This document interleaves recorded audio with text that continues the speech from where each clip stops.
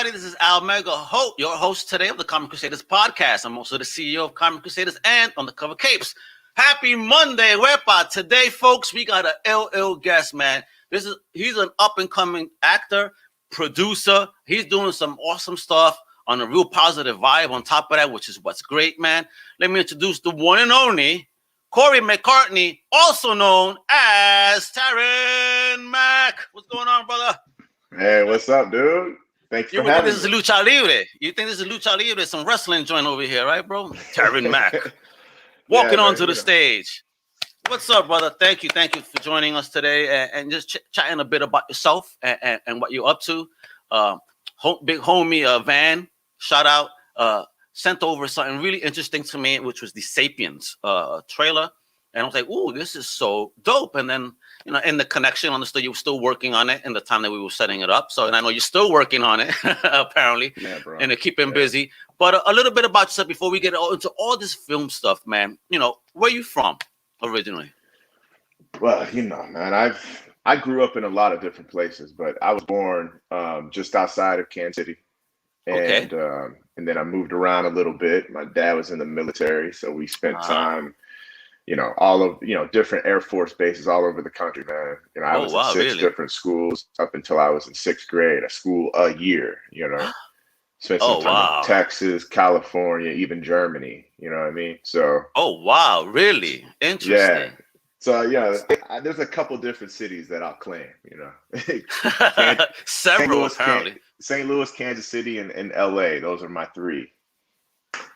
Hey, what's up? How you doing, Revival? What's popping?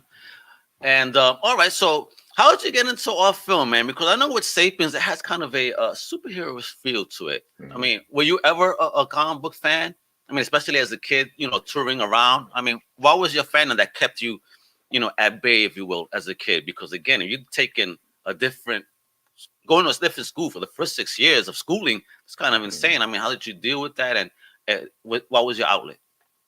Yeah, a couple different things, man. Like, just, being a fan of comic books, I wouldn't say I was a huge fan, but I was a fan. I was really into X-Men when I was a kid. Okay. It started out seeing the Saturday morning TV show, and then I would start buying the comics just because I would see it on TV. So I was really into Wolverine, the X-Force, X Factor, you know what I mean? And I would, strong guy, and I really got into it for a little bit. And then as far as movies go, man, I mean, I would watch movies a lot at my grandmother's house, which was like an escape from me, the sanctuary, and, between her house and a little video store that was near her house, I would watch the same movies every single time, you know what I mean? So, and I would dive deep into those movies. So I wouldn't say I had like a huge repertoire of films that I was looking at, but the same ones over and over for sure.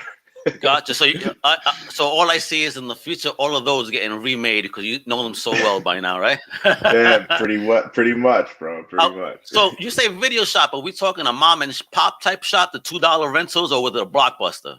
No, mom and pop to this was a small dot on the map, like a little country town in southern Missouri. Yeah. And we would call it a little Walmart just because, there was no big stores there, but they would have a few videos, stuff that you could rent at this little bitty shop. And they were the same ones every time I would walk in there. So.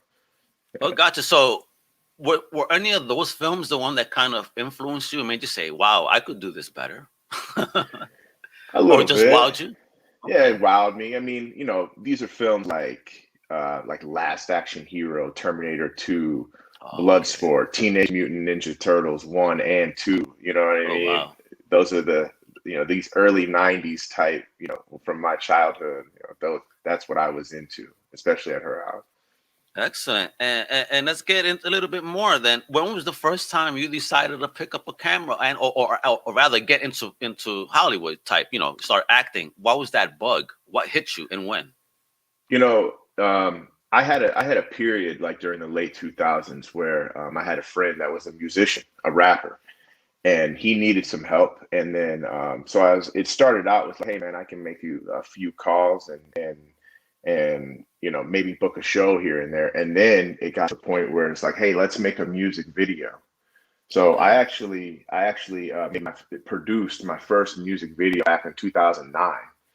Okay. And then, it was a success. And I mean, I put a lot of stuff together around St. Louis, and, everybody liked the video. It was low budget, but nobody was tripping over that. And then I kind of fell out of it, man.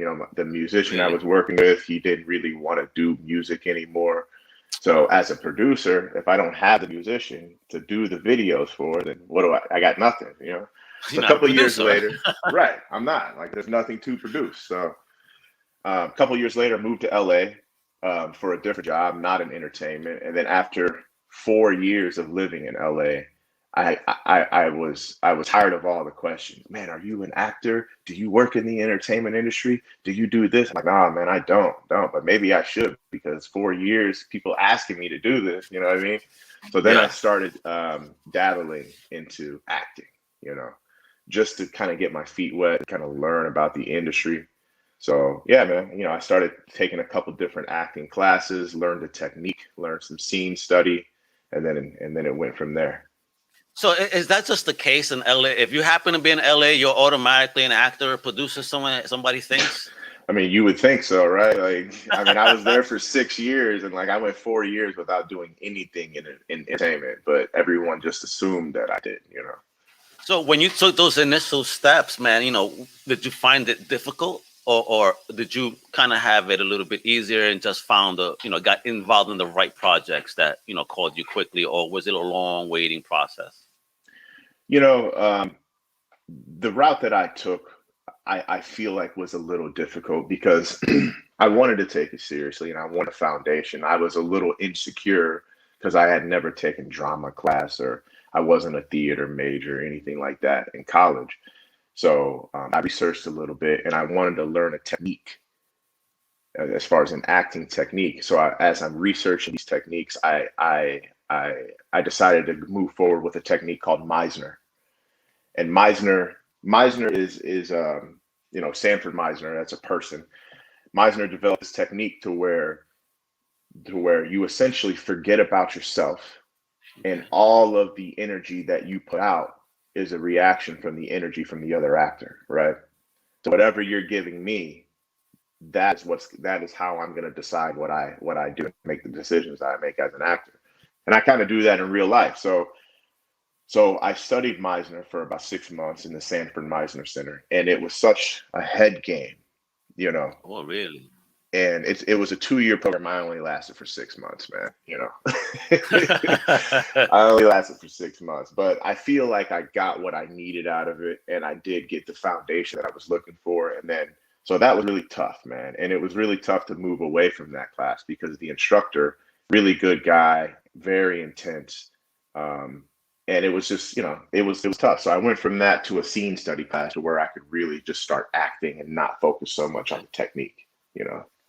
So you think that's important for somebody up and coming, wants to do that? Should they learn those type of methods like that? Is it something you think is very valuable to the process? Oh, absolutely, bro. Like if you as an actor or anyone as an actor, I wholeheartedly believe that you should take the time to develop a foundation rooted in a technique. Absolutely. To where something that when you get lost as an actor, or you get confused on what decisions you should make, you can always fall back into a foundation.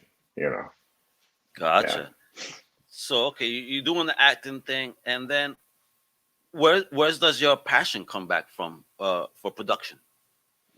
Well, I always had this feeling in the back of my mind as an actor that I really just want to be a producer, and Okay. I use acting as a tool in order to facilitate my producer side. So, I was able to jump into the industry with acting, kind of figured out how it works, Excellent. and then started dabbling in the producer side after I moved to Kansas City, actually.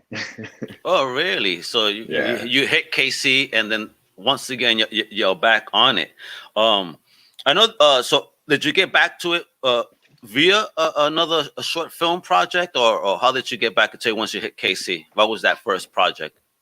So I moved to Kansas City to take a job, not in entertainment, right? And Okay. then, I had just started dabbling for 2 years in LA, got a couple commercials, did a couple short films and Oh, stuff like that. nice.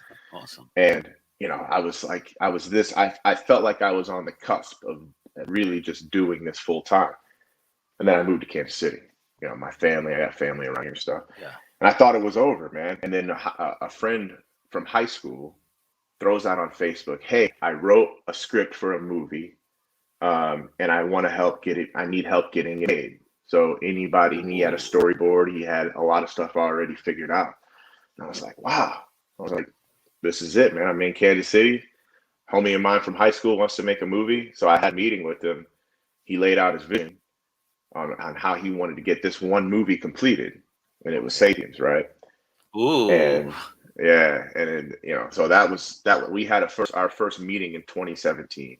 We started a film production company, started the nonprofit in order to start this journey to getting Sapiens completed. Is it this one right here, the FaceKC nonprofit? Yeah, FaceKC is the nonprofit. Yep. Beautiful, beautiful. Yeah. And then the production is this one, correct? AGA, that's right, man. Yeah. There you go. Oh, that's awesome, bro. So Big Homie came out. You guys are wondering, what's Sapiens? We got to get into this. I do have questions from other stuff because I know the Bel Air stuff. Yeah, folks, he was doing some serious Bel Air stuff that has a cool story with that. You actually prevented a shooting because of something called, not you, but I'm saying just a coincidence how things turned out to be like, oh man, we're connected. Let's chill. So, but before we get into all that other good stuff, folks, just check out, what Sapiens is all about. I mean, I'm waiting. I can't wait to see this on the big screen.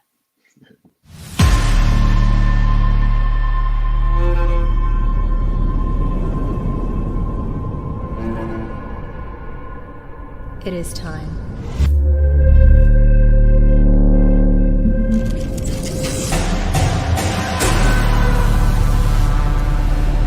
You know what to do. Crush them. Follow me, brothers and sisters, to the awakening.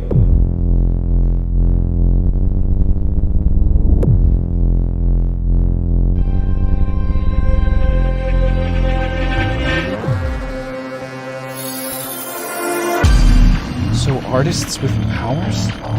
How many are there? He's with me. There are others like us, hiding in the shadows. Fight! We just have to find them.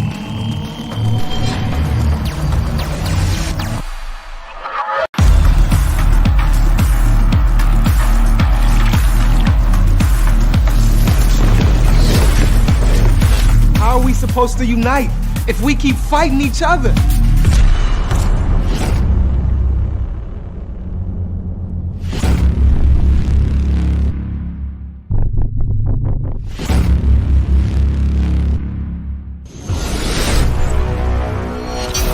Give me something!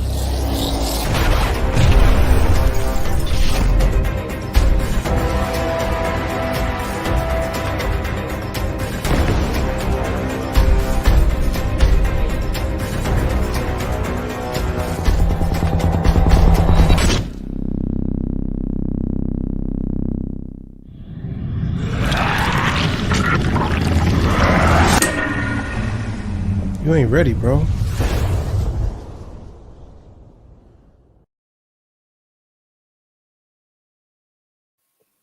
And isn't that the truth? Homie said y'all ain't ready, and it's a fact. This looks tight, man. Love it. And something that obviously caught my eye really quickly is, of course, the amount of diversity in the film. And I'm not just racially, but even age-wise. You got youngins, old folks, all different colors from all over the rainbow. Awesome, man. So talk about that, putting this film together with your big homie from high school. Well, that's the mission and the purpose of the nonprofit and of the film is to, bring people from different demographics, different backgrounds, all different ages, races, together through art, film, and music, getting people together and working with each other where they never would work with each other otherwise, So the method in its development, the method in film's development is probably the most important part as far as the nonprofit side, right? Not even considering the story of the film, but just, imagine you're looking at a digital map, right? And I say, yo, find me all of the African American community in Kansas City. And then you see dots on the map. And then certain areas, will look like huge globs, right? And then it's like, maybe find me all the Christians, maybe find me all the folks that are 65 and older. And then you see these dots on the map, and then you start linking them. And then you figure out, how can these two people collaborate as far as delivering something for the film? How can these two people collaborate to deliver something for the film? And then once you have the film, we call this a digital monument. It's something that you can always look back to and say, yo, we did that together. We did that together. And it's a video, man. It's not going anywhere. It's on the internet, so it's there forever,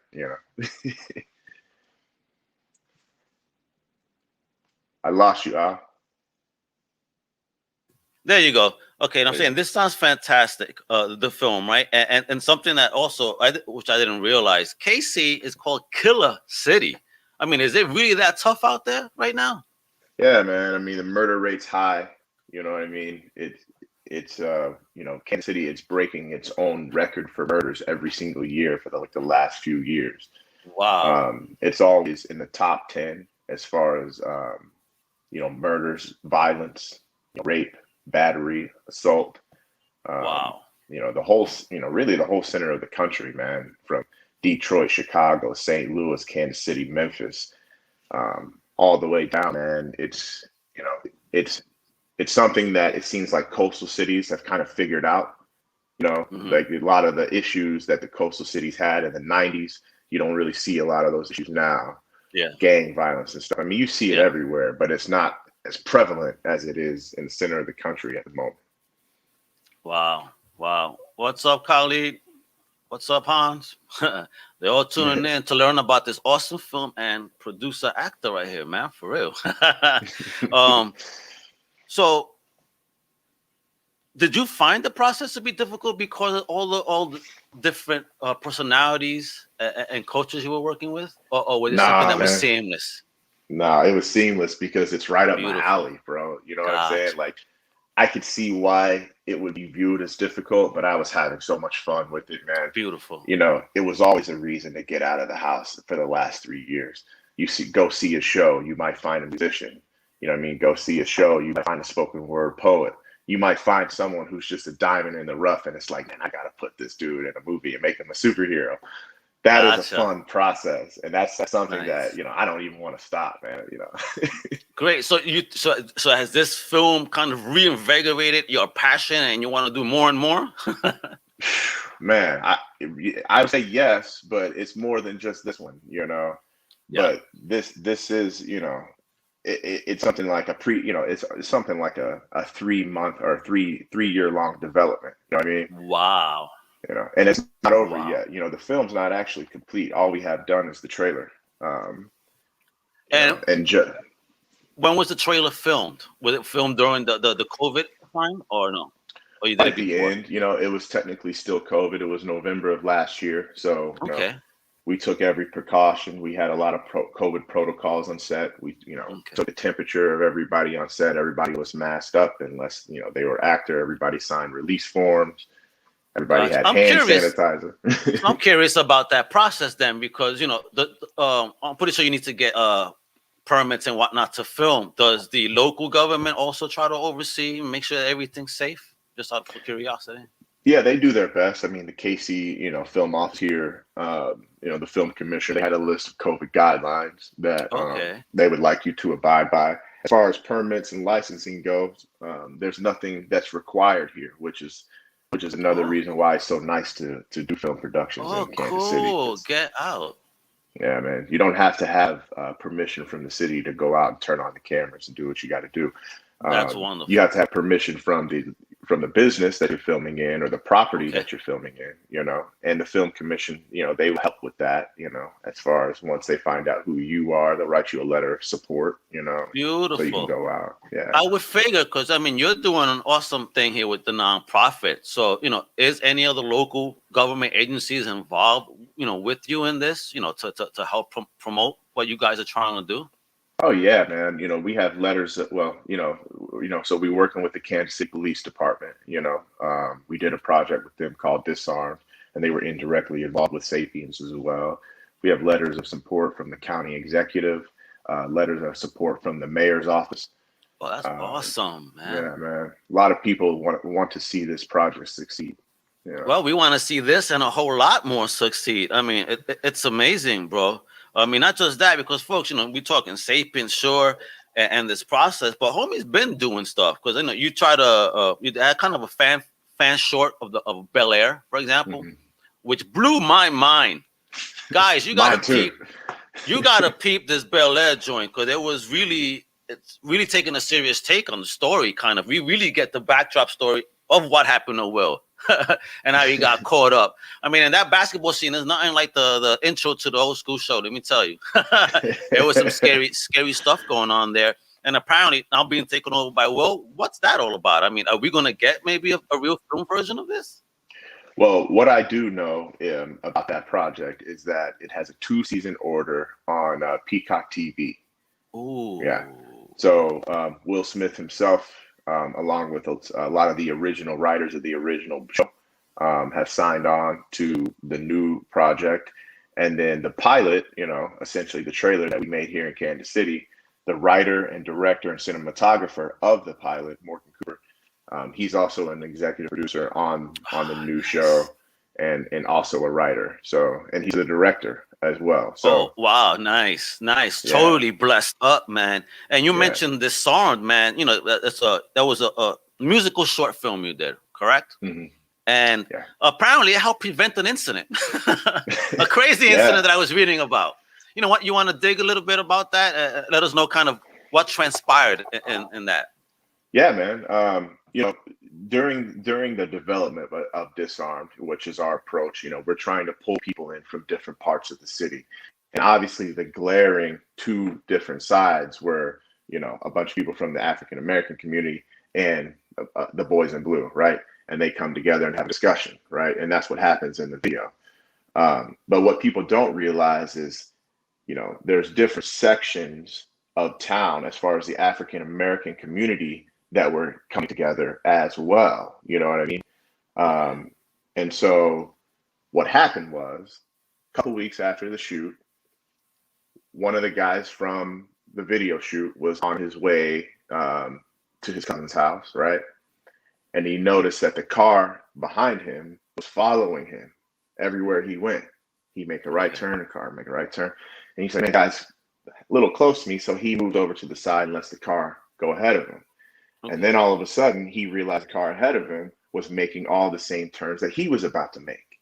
It's like crazy, man. So then the guy in front at this point gets out of the car, pistol in hand, like, what's up, bro? Are you following me right now? And then he draws his pistol and he's like, this dude's about to shoot me. And then they almost shot at each other.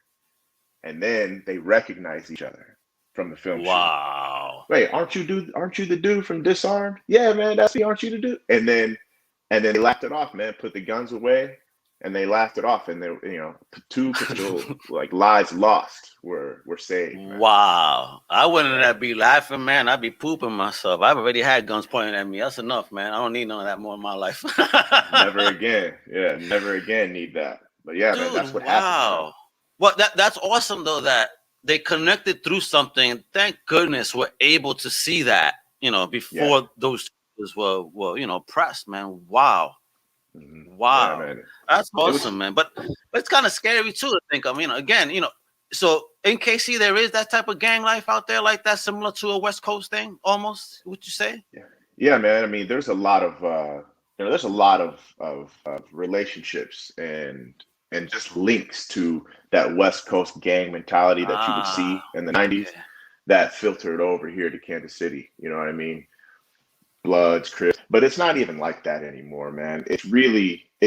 Most of these gang violence instances now between St. Louis and Kansas City, it's just misunderstandings. Yeah. You know what I mean? It's just misunderstandings. And then the guns come out, So, and that was another instance where it was just a misunderstanding. They were on their way almost to the same place, man. Like They, you know, Wow. they were a few houses down from each other as far as their destinations and where they were going. Wow. Look at Yeah. that. Over foolishness, they are about to lose their lives. My goodness. Yeah, Thank man. God for Disarmed, man. Literally, right? 'Cause Right. They got them Seriously, man. disarmed. Yeah. Seriously yeah. disarmed them, which is great. And what you do for the community is just amazing, man. I mean, besides Sapiens, like what else do you have going on with you know, Face and the FaceKC. production company? Yep. Talk about that, man, because that's a great thing you're doing again and again. Anything that puts community together, I'm for it 1,000%. Oh yeah, bro. You know, outside of Disarmed and Sapiens, right? We're working on a curriculum called FaceKC Academy, to where Really? we teach kids the basics of filmmaking. Now we're still conceptualizing this, but we do have a curriculum written out as far as camera technique and lighting, storytelling and acting. You know what I mean? Actually, matter of fact, yesterday I just got the idea that I wanted to create a rap song around filmmaking. You know, so Yeah, Yeah. do it, kiddo. Hell yeah, bro. Shit. Hey, Hey, I got the bug too. I'll be playing with my StreamYards, my podcasting, my vidcasting, and I'm looking at my cameras. I got big homie Clep from Massachusetts, all about filmmaking, and we're kind of trying to navigate into this as well because we have our own ideas. So, you know, talking to folks like you just fires me up even more, bro. Especially that what you're doing again, involving community the way that you are. I mean, that's blessings, bro. I could only see this keep going up, up, up. Because you're doing a bro. positive thing, man. A lot of guys, we're trying to provide opportunities to elevate people's platforms. So there's a lot of local artists in town that, you know, if they had the right camera and the right production in front of them, you know, their status would elevate. So we're trying to provide those opportunities too by throwing these guys in our films, or just having them help out on the film set and just having them learn, you know, and paying them for their time, you know. Oh, look at that. So were any of the folks involved in Sapiens, you know, come from that approach that you're talking about now, where maybe these are potential kids you want to teach things to? Absolutely, 1,000%. Really, that's all the people that, you know. Really nice. Yeah, man. What we did is we found local artists and asked them that were not actors and asked them if they wanted to be superheroes in a movie, right? So the actual movie itself is artists with powers, and their superpower is derived from the art form that they practice. So, for instance, a dancer can manipulate lightning, or a rapper or singer can manipulate fire or ice, and they can, you know, they actually have to engage and practice their art form in order to use their superpowers.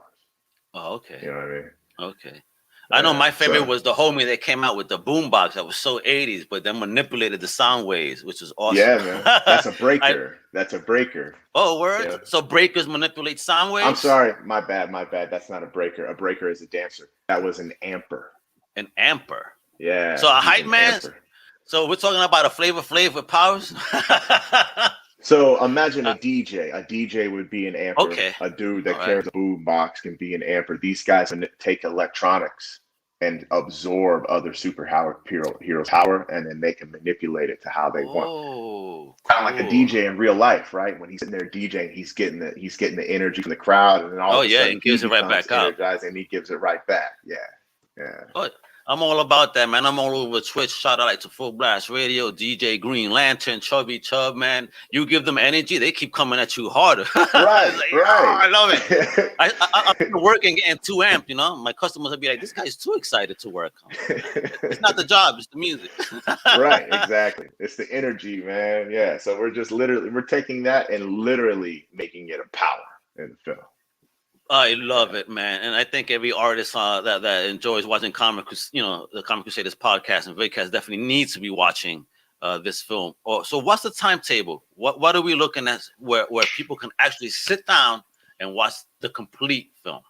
What I'll say is as soon as possible. You know what I mean?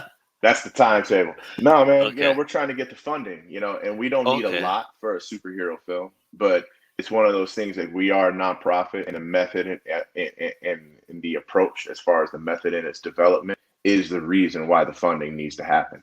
You know, we're taking real community members that have real issues in their community as far as division, violence, you know what I mean? Taking those people and then putting their work in the film to where they can go back to their communities and then have positive impact, right? Wonderful. And then we want to measure that impact, right? So like I said, with the dots on the map, right? You got a dot on the map, show me the worst murder area in Kansas City, right?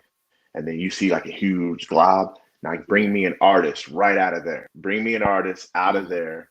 And then who's really dope and who can we put in this movie, right? Who can we pay to where he goes back or she goes back and then has an influence in that community? Yes, you know what I mean? yes. Yeah, man, I hear that. I mean, like a lot of young rappers are doing nowadays. They kind of do that. I mean, with rest in peace, Nipsey, he was doing that. He was growing and was giving back to his community. And unfortunately, they took his life too early, man. I can't believe homie had half that lot already doing things for the community. It's like, I don't understand, man. I just hope that people see the good in what you're doing, man, and awaken to it and keep spreading that love and that energy that we need within our communities. I mean, because again, I love seeing old folks, young folks, men, women of all types and colors, and just in the trailer you did. I mean, it's like, for me, that's you're speaking to me. And thank you for that. Honestly, thank you for that, because we are not getting a lot of that. Right. Even though the conversations are out there and they're starting, if you will, but they're still in the baby step mode, I think. They're like in the toddler mode. We haven't gone full speed yet to have people openly see these things and accept it and just be cool with it, Because for me, like you said you've been all over the world, right? In essence, through your life. Me, I'm a New Yorker, straight up, and I'm now in Florida. I grew up in diversity. So when I hear these conversations about diversity, it's like, it's not normal. But then obviously as I got older, I understood that the middle of the country, no, man, like we're on the edges. Right. The middle ain't for us, apparently. Oh, yeah, bro. And they need to grow and learn more about us, For sure. Hey, for me, this is why I love talking to everybody and anybody. Again, a New Yorker like me, growing up in a melting pot, this is normal to me. Yeah. But yet when I see it on TV, I'm still taken aback, like, wow, they're finally doing it. Yeah, man. I mean, have you ever had that feeling? A feeling of like that you see something on TV and it's like, God damn, finally they're doing something for us, or seeing somebody maybe, taking those steps. Like you're inspiring me right now, homie. I mean, you were a person, you're like, I don't know. Yeah, I left, I came back, but now I'm in. And then you thought bigger, even greater to give back. And I mean, again, people like you are the ones that don't get blessed up, big time. Yeah, well, I hope so, man. Thank you for that. But no, I see stuff on TV that makes me have that feeling. For instance, everybody loved Black Panther, right? There's a certain feeling that I got from Black Panther. There's a certain feeling that I got from Lovecraft Country. There's a certain feeling that I got from Watchmen. You know what I mean? But every single project, you see the shortcomings, right? Yeah. And then even with my own projects, I see the shortcomings when I look at them in the past, like, man, I should have done this, or I should have added this. So, I get those feelings and I get inspired, and then, working with, my partners and stuff like that, we try to figure out what were those films missing that we can add to our film. And then when we get ours completed, somebody else is going to look at it like, oh, well, y'all were missing this, this, and this. So, of course. I mean, you can't hit all the points, but, as long as you get it started, that's what's important. Yeah. I mean, Khalid over here talking about commercials have come a long way just now, starting to show biracial relationships in the past 5 years, which is true. And not just biracial, but even same sex you're starting to see, which you didn't see 5 years ago at all. So it's like, okay, yeah, at least it's funny, right? Commercials seem to have more growth than TV itself. The TV shows. They know what it sells, you know what I mean? They know exactly what sells in the commercial world.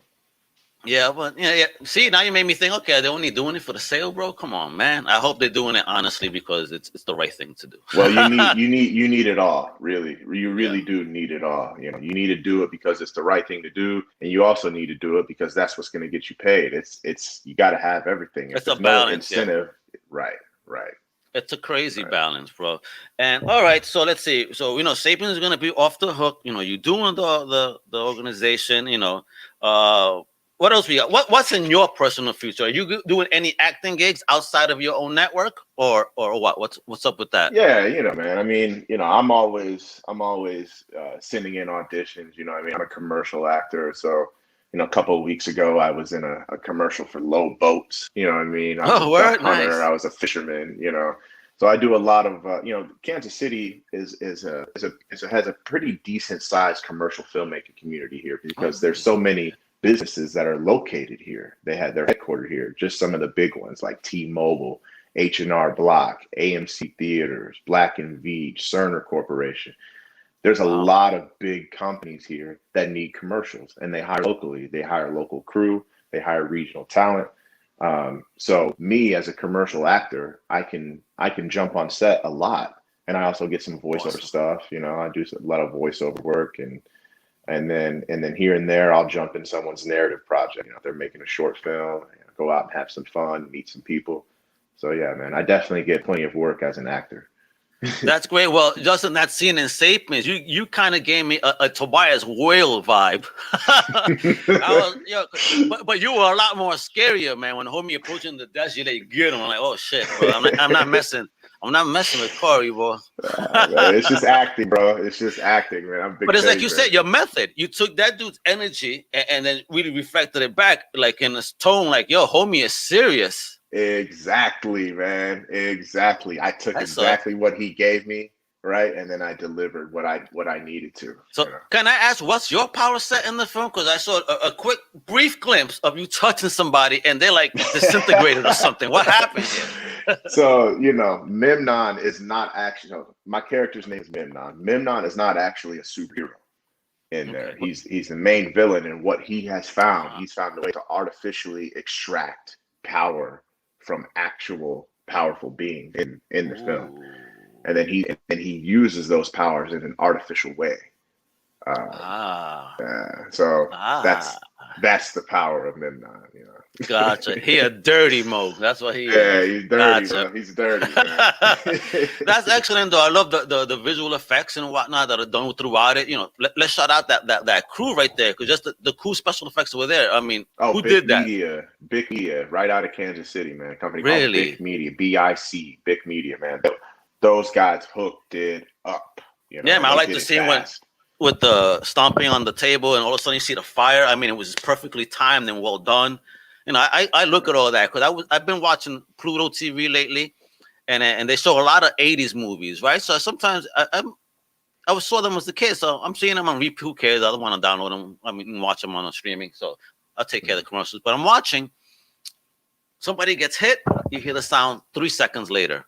Oh man, you know what I'm saying? Or they get shot, and it's worse than the old school kung fu flicks. They're dying for 20 minutes. It's like, oh my god, what horrible acting! How did I think that this was fun back then? Oh my god, this is so bad. But then again, you start thinking it's so bad, it's good. Right. What? Okay, before we go, then I got two questions for you. First, what is your greatest all-time cheesiest movie that you even embarrassed almost admit you like? Embarrassed to admit I like that. Let me think about that. Let me think. He's too embarrassed. No. I'm sure like people close to me could answer this faster than I could. Let me think. I can tell you mine. Yeah, what is like, this is such a horrible movie, but Howard the Duck. I love that movie so much. It's so horrible, but I love it. Yeah, I know Khalid is watching. I think he loves that movie. He said Gummo. Yeah. Oh, Gummo. I mentioned Gummo to him the other day, man. Have you ever seen Gummo? No, what is that? Is that bad? It's a pretty messed up movie. I wouldn't say it's my favorite, but I brought it up the other day with Khalid. But have you ever seen a movie called Belly? Oh yeah, Belly, of course. With DMX and Nas. Oh yeah, of course. So there's a scene in that movie where the TV is playing and they're watching a movie in the movie, right? And I don't want to repeat everything the kid said, but he's got on these rabbit ears and they're looking at a dead animal, and he's like, "Man, this thing stinks and it smells like," right? And I don't know if you remember the scene from that movie, but that movie that was playing in Belly was Gummo. Oh no. Yeah. Really? Yeah. Funny. Too funny. Well, the one I'm talking about, here goes a horrible one. Oh my god. Samurai Cop it's like either late 80s to early 90s. You would see them facing each other pointing, right? Then it clips to the villain again, and all of a sudden the villain is going around the house again. Like, huh? What? Exactly. You're like, wait a minute, weren't they just facing each other? It is so badly cut. If you want to see a really bad one, they were even making fun of it on Riff Tracks. And my wife can't stand that show, but I was dying because I'm like, wow, these Riff Track guys got this movie down pat. Like, really, it is wildly badly cut. All right. Yeah, I hear you. All right. So the last piece I want to leave people here with is, what is the best piece of advice you would give people upcoming, whether it is to be an actor or producer, or even if they want to get involved with their community? The first, on the filmmaking side, and this is something that I wish I would have done earlier, it's just learn everything, man. Pick up a camera, learn how to operate the camera, learn lighting, you know what I mean? Learn how to edit, so you don't always have to go outside your organization to edit. Try to be a jack of all trades, learn everything, and then decide what you want to do. I decided my lane in this a little bit later in life. Whereas if I would have started earlier, I may have taken a different route. You know what I mean? And I may have had a better education as far as what's going on the set. So that would be the first thing. And as far as getting involved in community, it's really just taking action, man, and to stop talking and start doing. I get a lot of questions. It's like, how do I do this? How do I do that? It's like, man, just do it. Like, that's how you do it just to do it. You just stop talking about it. If you have an issue with the cops, you know what I mean? If you have an issue with the cops, going down and screaming in their faces is not going to solve that issue. Go knock on the door. Go try to have a meeting with your community interaction officer. Try to have a meeting with the chief. See what you can work out as far as what's going on in your community and how you can come up with a solution for it. That's just an example. Start doing. You're absolutely right there. Because I remember one time in the 90s, me and my boys got into trouble. We didn't do anything, though. Again, it was just the 90s era, If we looked hood, they thought you were hood. You know what I mean? Oh, yeah, absolutely. So a couple of my boys got bagged. Me and my other boy got kicked around by cops. I wasn't having it anymore. So I went to the precinct and I'm doing a speech for 15 minutes in the lobby. The cops then look at me and say, "Okay, you want to join your friends?" I'm like, "I got to work tomorrow." I mean, I'm a kid then, 16, shit. If I was going to get locked up, I would rather stay behind jail than face mommy's chancla. You know what I mean? Right. You don't want to face a Puerto Rican chancleta flying at you like 90 miles an hour. I don't want to face that at all. I don't even want to touch that. Yeah, but that's how we grew up too. It was tough, but it's just again just a matter of being able to talk differently. Like I learned that let me not be an ass when they stop us, and let me just cooperate and kill them with niceness. And it actually worked for me. Although I was getting harassed every weekend in New York, but hey, I was getting harassed until my 40s. You would probably still get harassed, man. Yeah. Oh yeah, that's why I hardly come out. Right. I'm in Florida now, though.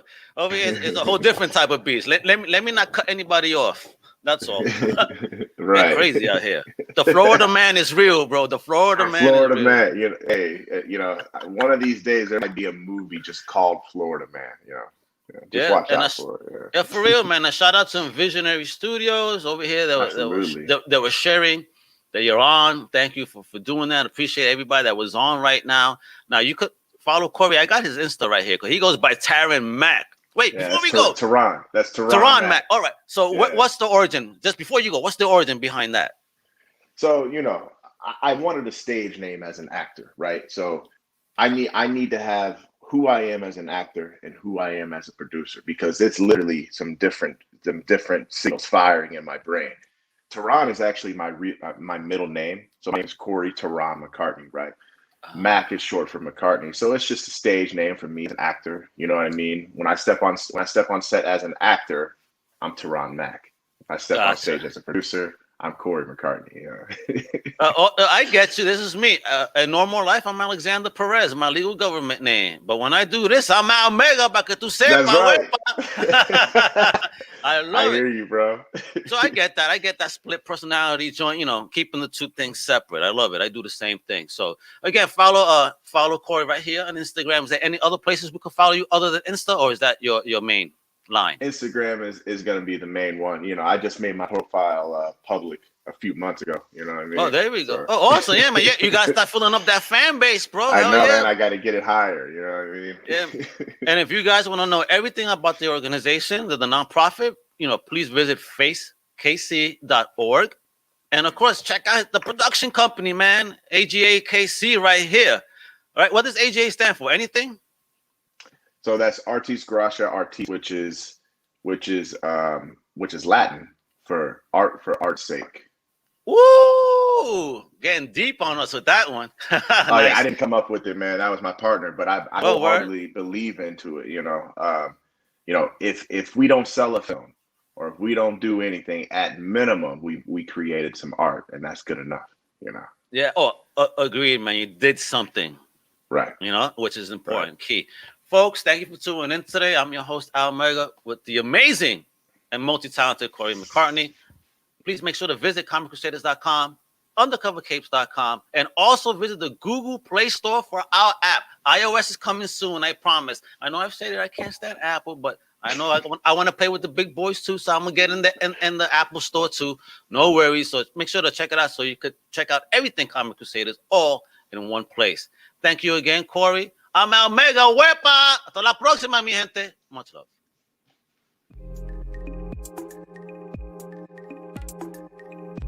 Thank you. We hope you've enjoyed this Comic Crusaders production. For real-time news on all things pop culture, please feel free to follow us on social media. For articles, original content, merchandise, and more, please go to www.comiccrusaders.com. Also follow along with all of the websites in the Comic Crusaders family. As always, if you like this content, please click like and subscribe to the Comic Crusaders YouTube channel.